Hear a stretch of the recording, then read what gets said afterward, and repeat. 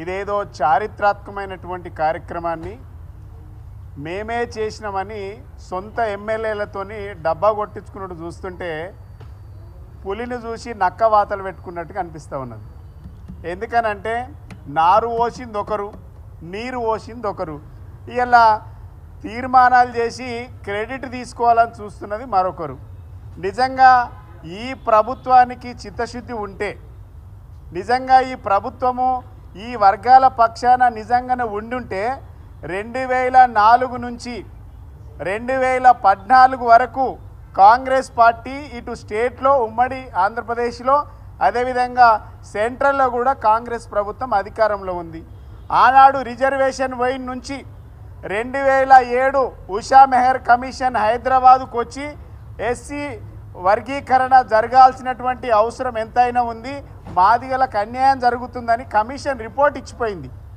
ఇచ్చినాక కూడా 7 సంవత్సరాల అధికారంలో ఉన్నారు వీళ్ళు, ఆనాడే చేయలేదు. 2018 రాహుల్ గాంధీ గారు అదేవిధంగా సోనియా గాంధీ గారు ఇద్దరు మందకృష్ణ మాదిగ గారి సపోర్ట్ తీసుకొని గద్వాల్ బహిరంగ సభలో ఈ వర్గీకరణ కట్టుబడి ఉంటామని చెప్పేసి రెండోసారి మోసం చేసింది. మూడోసారి చేవెళ్ళ డిక్లరేషన్ చేసి మల్లికార్జున ఖర్గే గారి నాయకత్వంలో వర్గీకరణ కట్టుబడి ఉంటామని చెప్పేసి ఓట్లు వేయించుకున్నది. ఒక్కరోజు కూడా ఈ యొక్క ఎస్సీ వర్గీకరణ గురించి మాట్లాడని పార్టీ ప్రభుత్వాలు ఏదైనా ఉందంటే కాంగ్రెస్ పార్టీ. ఇలా సుప్రీంకోర్టే ఇన్వాల్వ్ అయి పంజాబ్ రాష్ట్రం ఏదైతే మిగిలిన రాష్ట్రాలు ఇన్క్లూడ్ అయినాయో 1965లో ఏదైతే వర్గీకరణ జరిగిందో వాటిని మిగిలిన రాష్ట్రాలకు ఇన్క్లూడ్ చేస్తే ఇలా రాష్ట్ర ప్రభుత్వం ఇన్క్లూడ్ అయి ఇలా అడ్వకేట్ని మేమే పట్టినామని చెప్పుకుంటున్నారు. అడ్వకేట్ని కూడా ఎవరు పెట్టలే, గత ప్రభుత్వం అడ్వకేట్ని పెట్టింది, అదే కొనసాగింపుగా జరిగింది తప్ప ఈ ప్రభుత్వం స్పెషల్గా వర్గీకరణ మీద దృష్టి పెట్టలేదు. ఇది కేవలం సుప్రీంకోర్టు 7 ధర్మాసనంతో సభ్యులతో కూడినటువంటి తీర్పు. ఇది 30 సంవత్సరాలుగా జరుగుతున్నటువంటి సామాజిక న్యాయమైనటువంటి ఉద్యమ పోరాటానికి ఇలా అనేక అమరుల బలి తీసుకున్న తర్వాత ఈ యొక్క తీర్పు వస్తే ఆ తీర్పు అమలు చేయడానికి కూడా ఇది కాంగ్రెస్ అకౌంట్లో వేసుకోవడం అని అంటే, ఇలా జూ పార్క్ దగ్గర ఎప్పుడో గత ప్రభుత్వము ఫ్లైఓవర్ కట్టింది. మొన్న ముఖ్యమంత్రి గారు దీన్ని రిబ్బన్ కట్ చేస్తూ ఈ ఫ్లైఓవర్ మేమే కట్టినామని ఎంత అబద్ధమో ఇలా చెప్పుతున్నటువంటి మాటలు కాంగ్రెస్ ప్రభుత్వమే చేసింది అనడం కూడా ఇది నిలువెత్తు అబద్ధమైనటువంటి మాటలు. ఇంకా దాంట్లో కొంతమంది శాసనసభ్యులు మాట్లాడుతూ ఉన్నారు, కొంతమందికి ఏడవైనా వాళ్ళ డబ్బా కొట్టడం అలవాటుగా మారింది. ఇక్కడ ఉన్నప్పుడు బీఆర్ఎస్ పార్టీ డబ్బా కొట్టిండ్రు, ఇలా ఆడికి పోయి ఇలా ముఖ్యమంత్రి గారు చరిత్రలో నిలబడిపోతారు, మాదిగలు రుణపడి ఉంటారు అని పెద్ద మాటలు మాట్లాడుతుండే ఒక ఆయన. ఇంకో ఆయన మాట్లాడుతున్నాడు ఇలా అభినవ అంబేద్కర్ ముఖ్యమంత్రి గారు. ఎట్లయితాడు అభినవ్ అంబేద్కర్? మీ మెదడు మొక్కలకు వచ్చిందా? అభినవ్ అంబేద్కర్ ఎట్లయితాడు? ఇలా వర్గీకరణ కోసం కాంగ్రెస్ పార్టీ 10 సంవత్సరాలు మోసం చేసింది కాంగ్రెస్ పార్టీ. 94 నుంచి 2004 వరకు బీజేపీ పార్టీ ఎప్పుడు మేనిఫెస్టోలో పెట్టుకొని కార్డు పెట్టి ఊరూరా తిరుగుతుంది. 10 సంవత్సరాలు 2014 నుంచి 2023-24 వరకు కేంద్రంలో తెలుగు బీజేపీ పార్టీ అధికారంలో ఉంటుంది. ఒక్కరోజు కూడా మాట్లాడలేదు. ఇలా మీరు కేవలం సుప్రీంకోర్టు ఈ వర్గాల తరపున న్యాయమైన డిమాండ్ తీర్పిచ్చి ఈ తీర్పు అమలు రాష్ట్రాలకే బాధ్యతనిస్తున్నామని చెప్పిన తర్వాత 30 రోజులకు కమిషన్ నెల రోజులు ఇస్తామని చెప్పేసి 60 రోజులు చేసిండ్రు. ఆ ఏకసభ్య కమిషన్ ఏదైతే రిపోర్ట్ ఇచ్చిందో మేము అడుగుతా ఉన్నాం, ఇవాళ అది ఏకసభ్య కమిషన్ రిపోర్టా కాంగ్రెస్ పార్టీ గాంధీ భవన్ రిపోర్టా అని అడుగుతా ఉన్నాం. ఇవాళ 17% పెరిగిండ్రని లెక్కలు మీరే చెప్తారు, కులగణన లెక్కలు. ఇలా 9% ఇచ్చినామని అబద్ధపు లెక్కలు చెప్తారు. ఎవరిని మోసం చేయదలుచుకున్నారు? ఎవరికి అనుకూలంగా ఉన్నారు? మీరు ఎవరికి వ్యతిరేకంగా ఉన్నారు? ఇది డెఫినెట్గా ఈ వర్గాలు ఆలోచించాల్సినటువంటి అవసరం ఉన్నది. 17% ఇస్తామనమే మొదటి పేజీలు చెప్పిండ్రు. రెండో పేజీలో ఏం చెప్తుండ్రు 9% ఇస్తాం మాదిగలకు అనేసి రెండో పేజీలో చెప్తా ఉన్నారు. ఇలా కాంగ్రెస్ పార్టీ అడుగడుగున ఎస్సీలను మోసం చేసింది, మాదిగలను మోసం చేసింది. 2014లో కేసీఆర్ గారి నాయకత్వంలో నవంబర్ 29వ తారీఖు అసెంబ్లీ తీర్మానం చేసి రాజ్యాంగ సవరణ చేసి ఈ రిజర్వేషన్ అమలు చేయాల్సినటువంటి బాధ్యత రాష్ట్రం పైన, దేశం పైన, కేంద్రం పైన ఉందని ఆనాడే కేసీఆర్ గారు మా ఎమ్మెల్యేలను తీసుకొని ముఖ్యమంత్రి హోదాలో ప్రధానమంత్రిని 2 సార్లు కలిసినాం. ఆనాడు కాంగ్రెస్ పార్టీ మాట్లాడలే, ఆనాడు బీజేపీ పార్టీ మాట్లాడలే. 2 సార్లు అసెంబ్లీ తీర్మానం చేసినాం.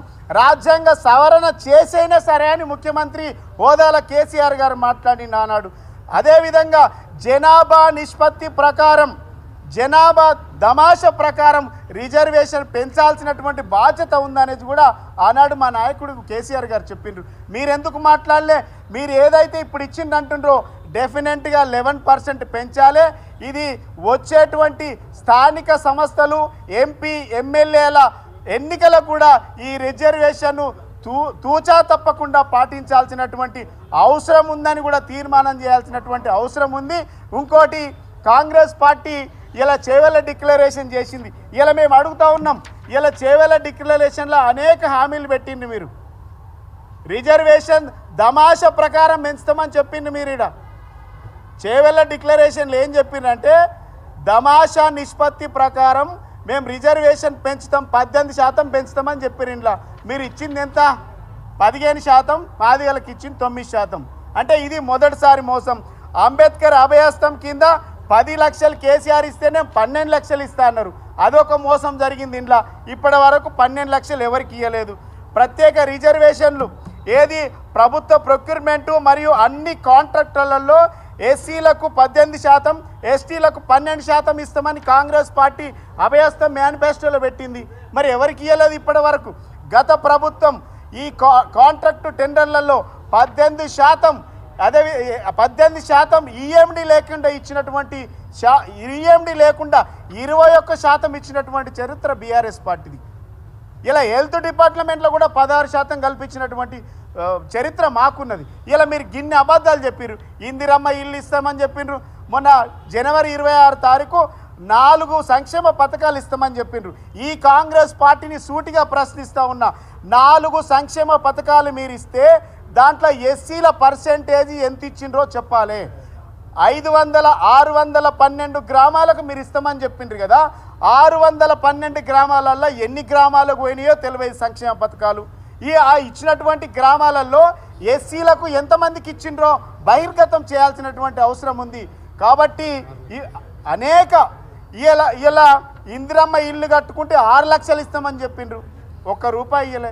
ఇలా గిన్ని మోసాలు చేసినటువంటి పార్టీ, గింత మోసాలు చేసినటువంటి పార్టీ ఆనాడు మీరు రిజర్వేషన్ చేయకపోగా వ్యతిరేకంగా మాట్లాడడం వల్ల ఎంఆర్పిఎస్కు సంబంధించినటువంటి ఉద్యమ నాయకులు గాంధీ భవన్ దగ్గర తగలబడిపోతుంటే పరామర్శించినటువంటి వాళ్ళను ఇలా అక్కడ ఉన్నటువంటి రాజకీయ బ్రోకర్స్, పొలిటికల్ బ్రోకర్స్ కొంతమంది ఇలా అసెంబ్లీలో పట్టుకొని అభినవ అంబేద్కర్ అని చాలా సిగ్గుచేటు. అదేవిధంగా ఇలా చరిత్రలో నిలబడిపోతారు. అదేవిధంగా ఇలా మాదిగలు మీకు రుణపడి ఉంటారంటే ఇంతకంటే దిగజారు రాజకీయాలు ఎవరు చేయలేరు. ఇది మాదిగల హక్కు. ఇదే ఎస్సీల రిజర్వేషన్ సుప్రీంకోర్టు ఇచ్చినటువంటి హక్కుగా భావించాలి. ఇది మొదటి నుంచి ఉద్యమ పార్టీగా మేము ఎంఆర్పిఎస్ ఉద్యమానికి మొదటగా నుంచి మేము మద్దతుగా ఉన్నాం. అవునన్నా కాదన్నా ఈ ఎంఆర్పిఎస్ ఉద్యమానికి మందకృష్ణ గారి నాయకత్వం వహించారు కాబట్టి క్రెడిట్ ఆయనకు పోవాలి. ఇలా రాజకీయ లబ్ధి కోసం కేవలం స్థానిక సంస్థ ఎన్నికల్లో లబ్ధి పొందడానికి ఆగమాగం మీద బీసీ డిక్లరేషన్ చేసి మీరు బీసీ జనగణన తప్పులు లెక్కలు చెప్తారు. 16 లక్షల మంది పాల్గొనలేదని మీ సొంత పార్టీ ఎమ్మెల్సీనే పెట్రోల్ పోసి తలగబెడతాడు. అర్థమైందా? పెట్రోల్ పోసి తలగబెడతాడు. ఇలా 16 లక్షల మంది పాల్గొనలేదు. ఇలా హైదరాబాద్లో 30% మంది పాల్గొనలేదు. చాలామంది పాల్గొనలేదు. కేవలం కేసీఆర్ గారిని టార్గెట్ చేయడానికి మాత్రమే కేసీఆర్ గారి కుటుంబాన్ని టార్గెట్ చేయడానికి మాత్రమే అసెంబ్లీ పనికొస్తుంది, ముఖ్యమంత్రి గారి మీటింగులు పనికొస్తున్నాయి తప్ప ఇది ప్రజా ప్రయోజనాల కోసం మీటింగులు పనికొస్తలేవు. ఇలా అధికార పార్టీలో ఉండగా ప్రిపేర్ అయ్యారు, మీరు ప్రతిపక్ష పార్టీలో ఉండి కూడా మీరు ప్రిపేర్ అయ్యారు. మీరు ప్రిపేర్ కావడానికి ఎన్ని సంవత్సరాలు పడుతుందో ఇలా మీరే ఆలోచించుకోవాల్సినటువంటి అవసరం ఉంది. డెఫినెట్గా మాదిగ సామాజిక వర్గానికి దక్కాల్సినటువంటి న్యాయమైన డిమాండు తప్పకుండా కాంగ్రెస్ పార్టీకి చిత్తశుద్ధి ఉంటే చేసి తీరాలే. ఏదైతే రిజర్వేషన్ ఉంటుందో ఈ రిజర్వేషన్ దమాష ప్రకారం జరగాలి. ఈ జరిగినటువంటి రిజర్వేషన్ వర్గీకరణ కూడా చట్టసభలలో కూడా అమలయ్యే విధంగా ఈ కాంగ్రెస్ ప్రభుత్వం తీర్మానం చేసి దాన్ని అమెండ్మెంట్ చేయాలనేసి కూడా ఈ కాంగ్రెస్ పార్టీ ప్రభుత్వాన్ని మేము కోరుతా ఉన్నాం. Thank you.